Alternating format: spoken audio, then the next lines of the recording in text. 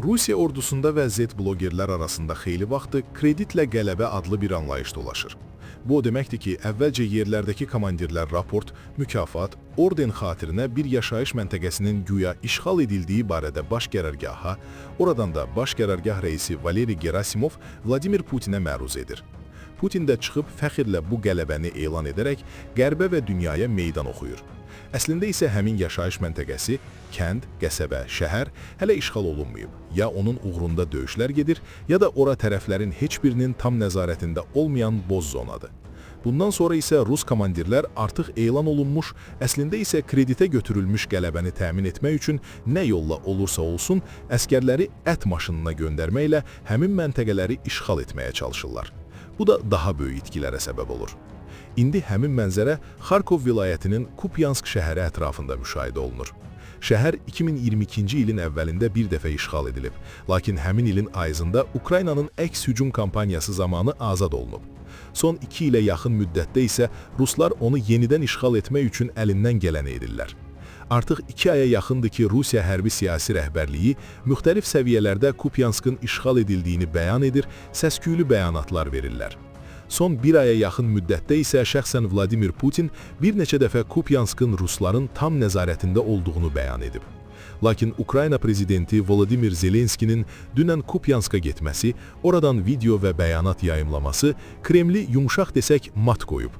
Bugün Kupyansk istiqamətində Ukrayna üçün bütün tapşırıqları yerinə yetirən əskərlərinizin yanındayam. Ruslar Kupyansk barədə çox danışırdılar, amma reallıq ortadadır. Bölmələrimizi ziyarət etdim və onları təbrik etdim. Burada döyüşən hər kəsə təşəkkür edirəm.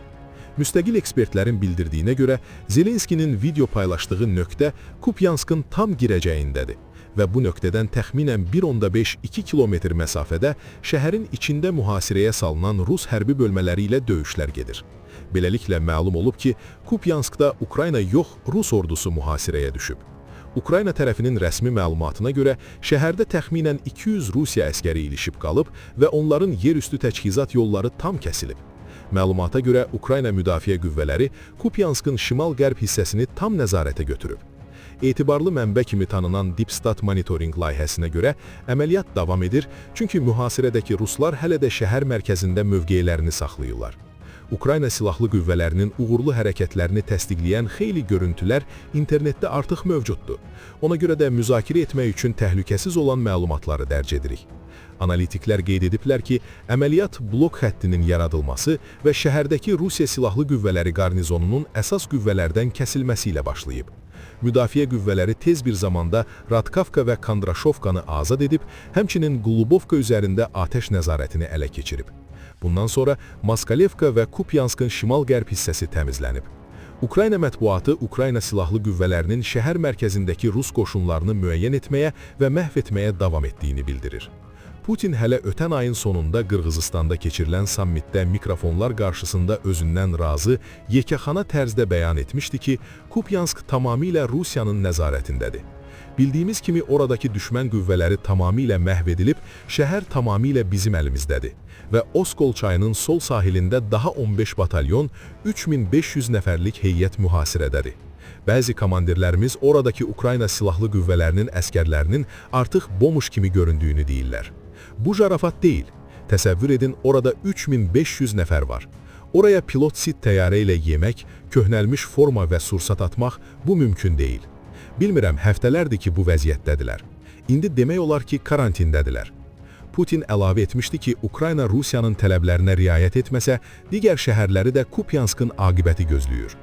Eyni iddianı o dekabrın 2-sində də təkrar edib və demişdi ki, Kupyansk artıq bir həftədir ki, Rusiyanın əlindədir. İndi isə Putinin dediklərinin açıq-aşkar yalan və bəyanatlarının sabun köpüyü olduğu növbəti dəfə təsdiqini tapır. Xatırladaq ki, ötən ay Putin xarici jurnalistləri mühasirədə olan Ukrayna ordusunun ağır vəziyyəti ilə tanış olmaq üçün Pakrovska və Kupyanska dəvət etmişdi. Bugün isə nə işdisə, Pakrovskun mühasirəsi heç cür bitmir. Kupyanskdan isə Zelenski video paylaşır. Mühasirəyə düşən də 15 Ukrayna batalyonu, 3500 Ukrayna əskəri və sair deyil, Rus qoşunlarıdır. Bütün bunlar təkcə xarici deyil, daxili auditoriyanın da gözündə Putin üçün biabırçılıqdır. Zelenskinin Kupyansk səfəri və şəhərin Rusların nəzarətində olduğuna dair bəyanatların yalan olduğunun sübutu təkcə Putinə yox, həm də Ukraynanı hər imkanda təkləyib kapitulyasiyaya məcbur etməyə çalışan Trampa tərs şillədi.